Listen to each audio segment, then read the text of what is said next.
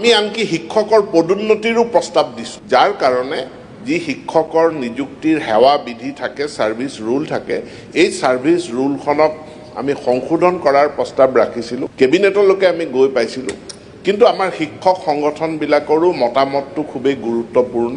গতিকে আমাৰ যিমানবিলাক শিক্ষক সংগঠন আছে, আমি শিক্ষক সংগঠনবিলাকৰ লগতো এই নতুন ছাৰ্ভিচ ৰুল সম্পৰ্কে আমি তেওঁলোকৰ লগত আলোচনা কৰিছোঁ। তেওঁলোকৰ মতামত গ্ৰহণ প্ৰক্ৰিয়া আমাৰ সম্পূৰ্ণ হৈছে।